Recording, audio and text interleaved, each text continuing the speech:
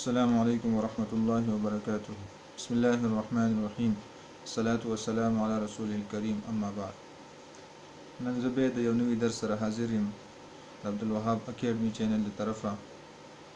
دې درس کې به مونږه د عدد معدود قاعدې وایو. څنګه چې مونږه د 1 او د 2 چې کومه قاعده وه هغه مو ویله، اوس به د 3 نه واله د 10 پورې چې کومه اعداد دي د هغې قواعد به مونږ وایو.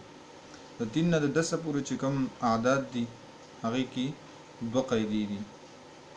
ټول نه مخکې که تاسو زموږ چینل سبسکرایب کړی نه سره بټن چې کومه ده هغه آیکن هغه هم نه یې دبو کړی نو هغه ووهئ، او بیا چې کله هغه بیل نشان راشي یا ګنټي چې کومه ده بیا هغه ووهئ، نو تاسو ته به زموږ هر نوی درس هر نوی سبق راځي مخې ته نوټیفیکیشن کې به راځي، نو تاسو به هغه په اسانۍ سره کتلی شئ او په اسانۍ سره به تاسو انشاءالله عربي زده کړی شئ.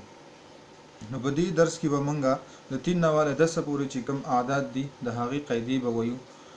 نو په دې کې یو قاعده خدا ده چې که معدود چې کوم دی هغه مذکر وي، که معدود مذکر وي نو عدد به مؤنث وي، او که معدود مؤنث وي نو عدد به مذکر وي. یو پکې دا قاعده شوله، مثلا اوس مونږه کتب وایو نو څنګه به وایو؟ عندي 3 کتب یا عندي 10 کتب.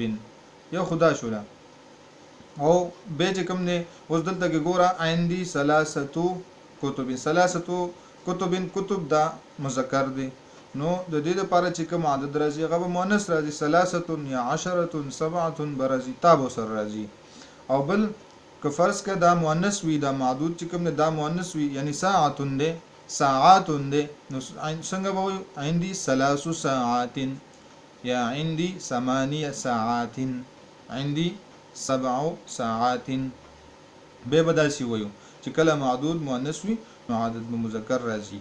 او دین علاوه بل قاعده چې پکې کومه ده هغه څه شی ده چې معدود به همیشه چې کوم دی هغه به جمع وي. او د 3 نه واله 10 پورې چې کوم هندسي دي کوم اعداد دي هغې کې یو قاعده دا هم ده چې معدود کوم دی هغه به همیشه به چې کوم دی مذکر راځي، همیشه به چې کوم دی جمع راځي.